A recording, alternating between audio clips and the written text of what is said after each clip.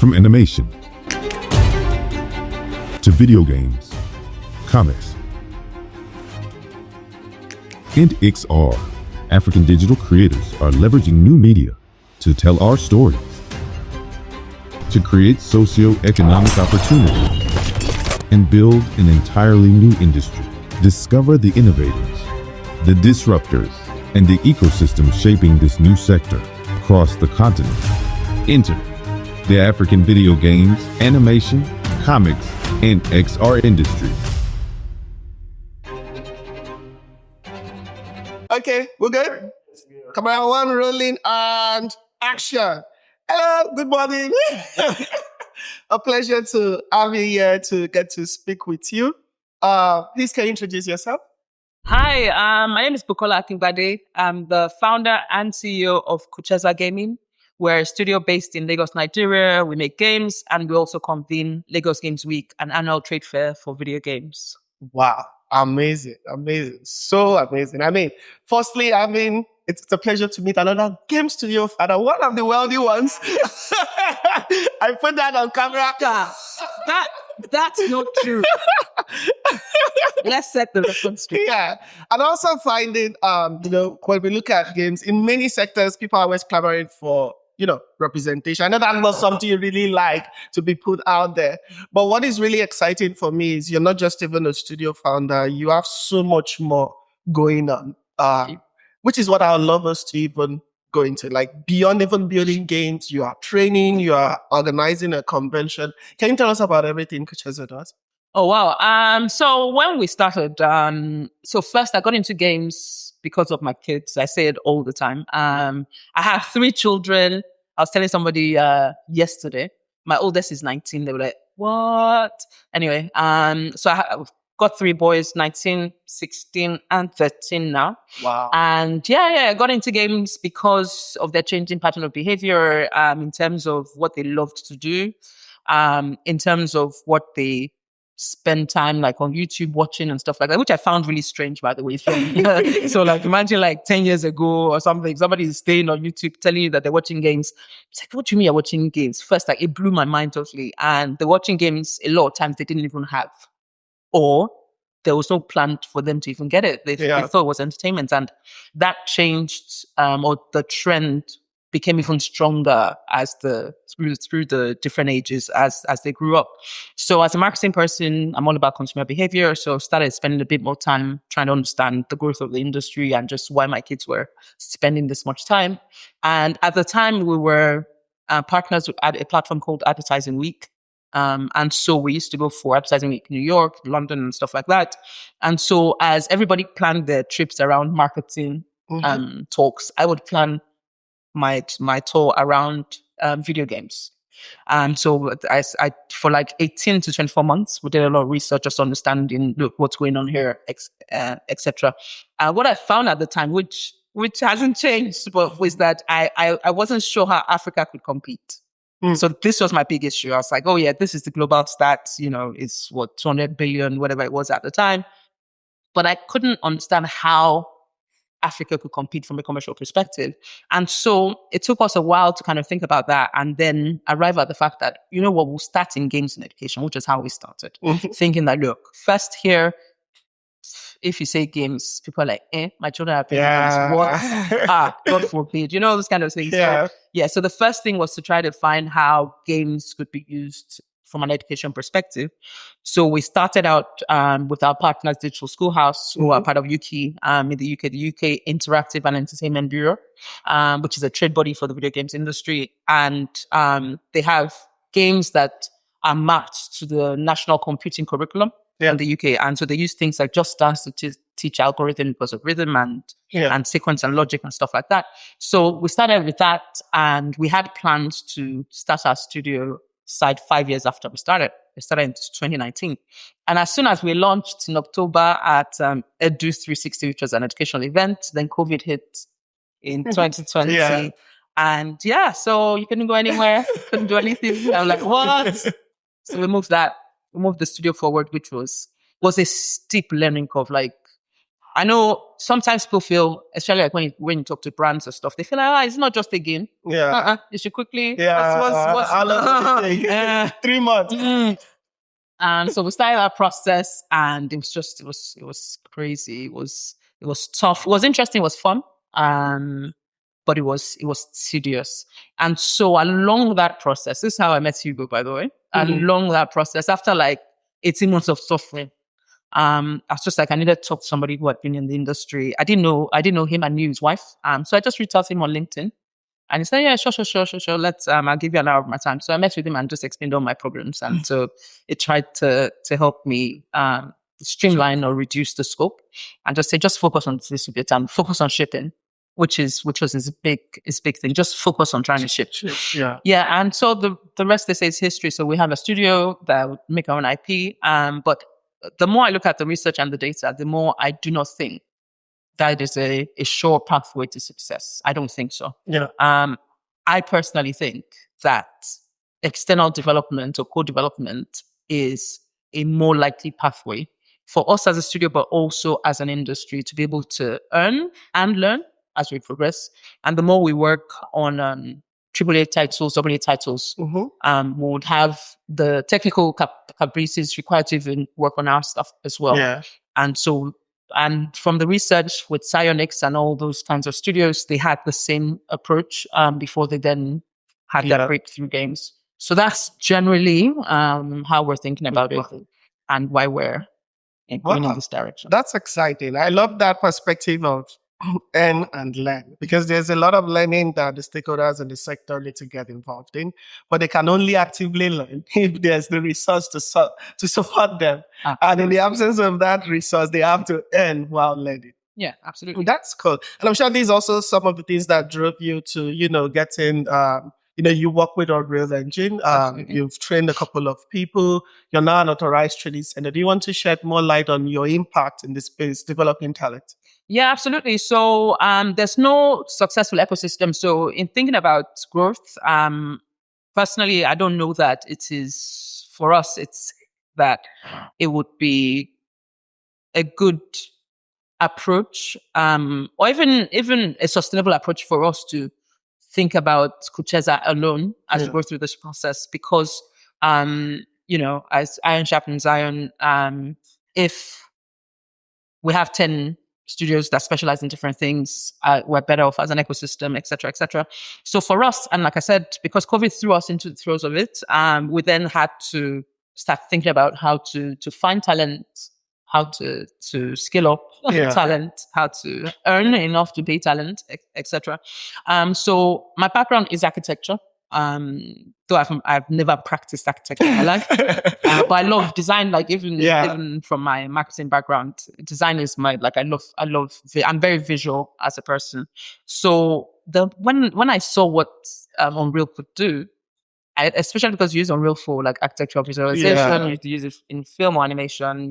So I was like, why are people using this? Listen, did I know? It's like, why are people using this Unreal Engine in Africa? Why is everybody using this? And people are telling me, Unreal is stuff for the specs that you need for your devices. I'm like, no, what did I know? It's like, no, what are you talking about?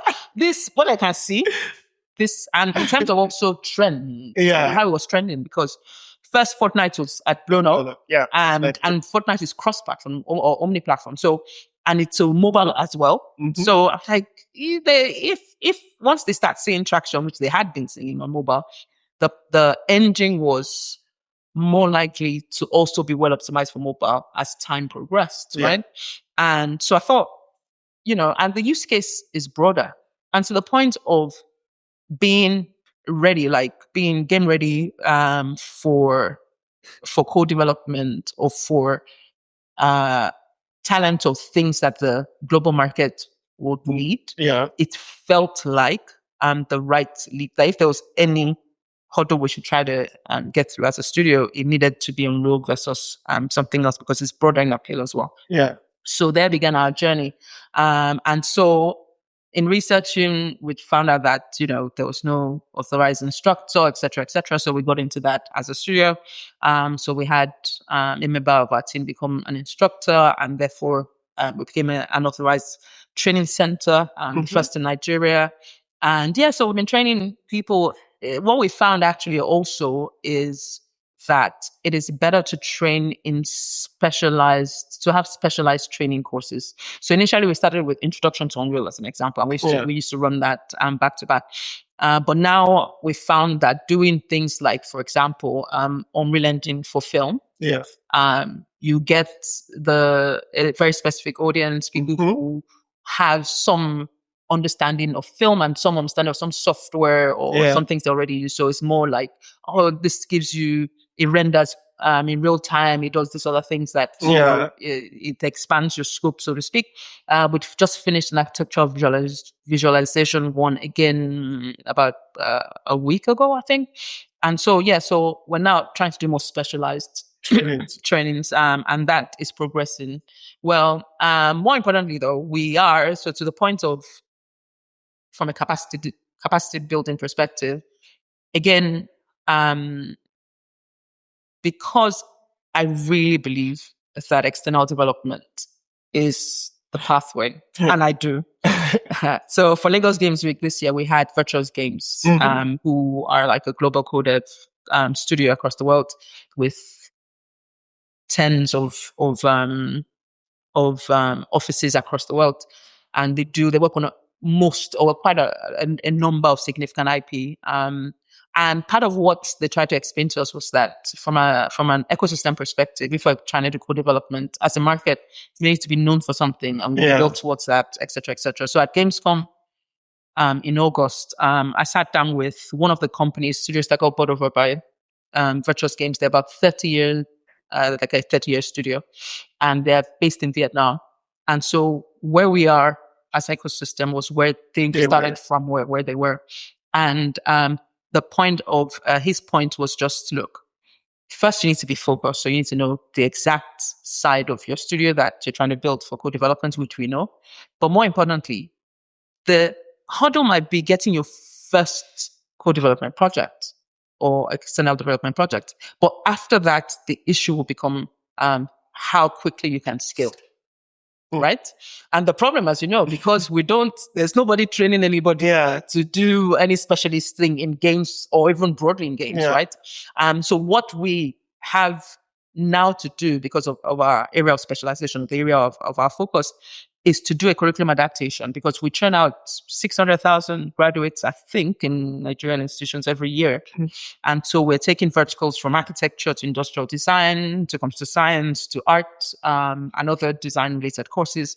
And we're doing a 6-month adaptation that is now in year 4, if you're doing a 5-year course, you do 6 months of IT. Yeah. Right. So we're doing so typically we hire interns during that time, from computer science specifically. But for next year, we're doing a 6-month curriculum adaptation for 3D hard surface rendering and world building, which are quite specific. So we're starting with, the pilot is going to be 12 students, but we're having partner universities. And so we'll run that. And the idea is that based on how that goes, we want to be able to scale that each year so that we have specialist skills.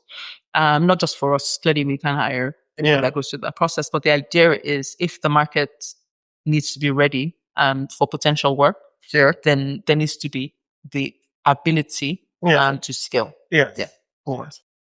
So I think that's very exciting. I mean, it's the African founder dilemma. You have to.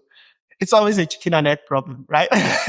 Now you want to scale, you can't scale because you don't have the talent. So you have to go back to training the talent so that you can scale. Yeah. You have to educate the market so that you can find the opportunities to provide services to the market and so much more. That's exciting. And over the years, you've really, really done amazing, amazing stuff. Thank you. Really proud.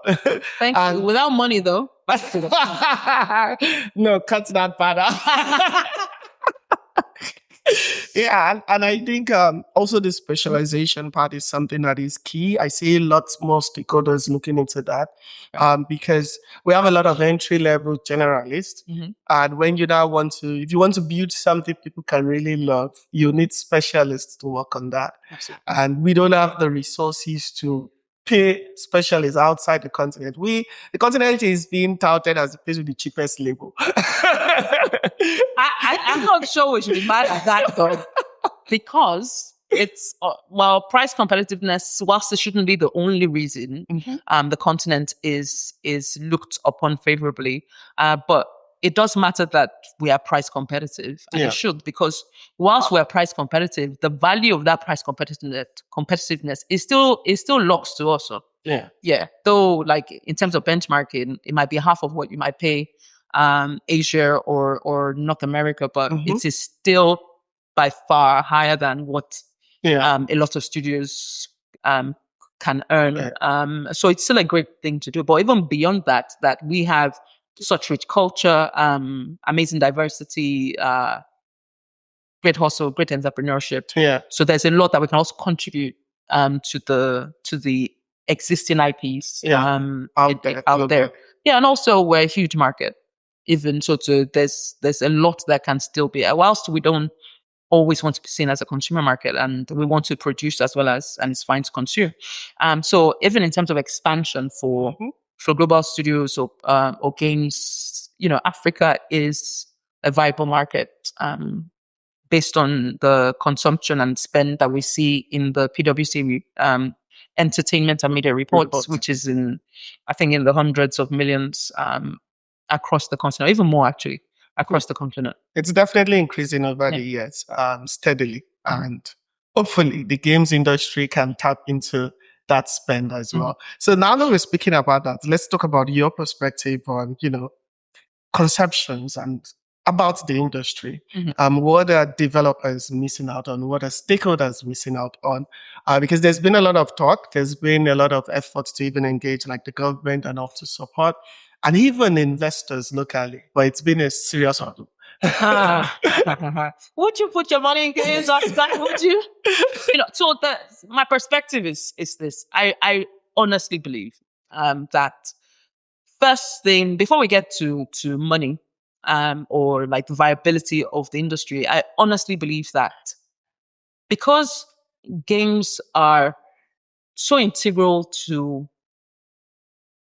teenagers, to youth, to people across the world, like if we miss out on getting involved in making games and contributing to the games ecosystem, we literally, it's like missing out on a film era, like, because there's a generation that you cannot communicate with because you don't understand the language you chose as a country, as a people, as a continent, not to get involved in those conversations or in those ecosystems. So for me, the first thing with games is that it gives us the opportunity to extend our stories, whether that is our cultural stories or just, our lived experiences, right? In a way that others can also enjoy. It's more beautiful, it's richer, because it's more diverse. And so that's for me one quite important thing, which is why for me, and when I talk about my kids, that is one of the big reasons, is that how, we talk about anime, for instance. My son is a big Blue Lock fan. And of course, Naruto, let's not go there. And it's like cultures are just merging, and it would be amazing to be able to do that through a medium like games. And so that's, for me, is the desire that I have for the games industry, which is one. The second thing is, it is potentially commercially viable. We can be a huge export nation in terms of exporting talent. And the government recently reintroduced NATEC, the National Talent Exportation or Export Program, where they're trying to position Nigeria as a talent export. And I really, really do think games can be a viable aspect of that. But the government needs to do more, for sure. In most countries where the ecosystem has grown significantly, the government has introduced policies that are more friendly, tax relief and tax incentives. But also, the government needs to stop associating games with gambling. We have to stop. I was doing, because I was thinking about Lagos Games Week for next year. So I was doing some mapping for different governments and where the games industry sits in terms of what ministries or parastatals and stuff like that. And the more I looked, I was like, why here? When everything around, every single thing, why is it gaming from a nomenclature and structuring perspective in Nigeria? Gaming literally is gambling. Yeah.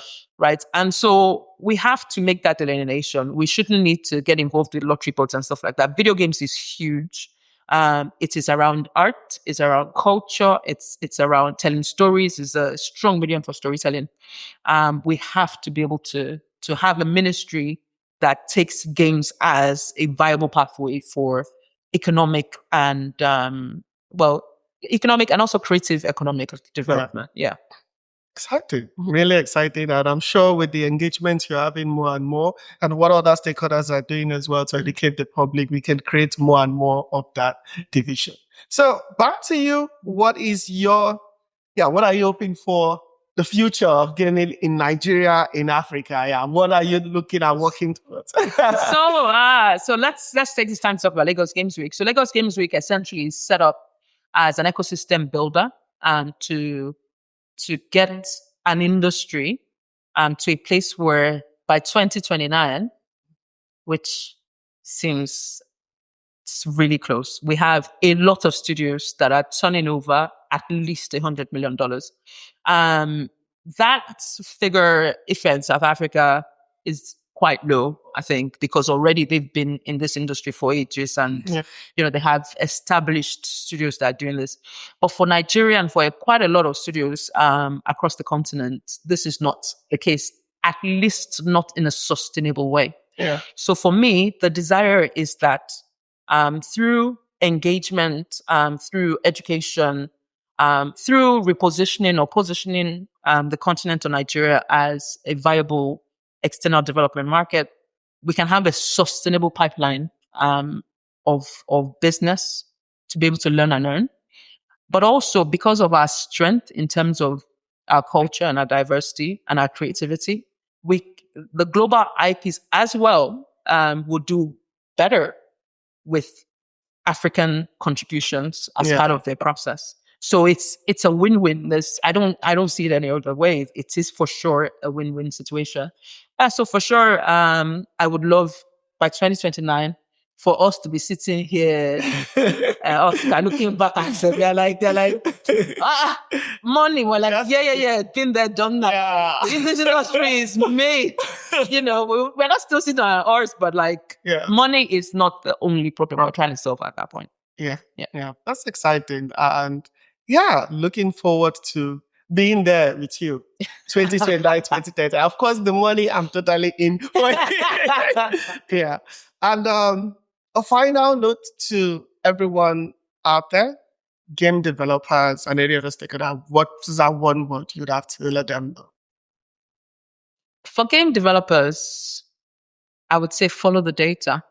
That is from a marketing perspective. That's I suppose for now the best thing I can say, because I don't think don't get too drawn into this is something I would like to create and not consider the data that is in front of you. I think being data driven is extremely important for that. And the other thing I would say is collaboration. You need others to along this journey, because making a video game is hard, and I don't need to tell game developers that, but having community to work with and collaborate or even encourage, I think is quite important. Thank you very much. Thank you. Thank you. God.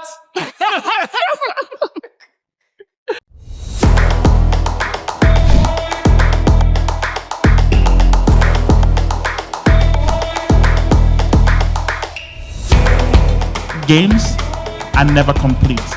They evolve. They get polished, they get improved, they get enhanced.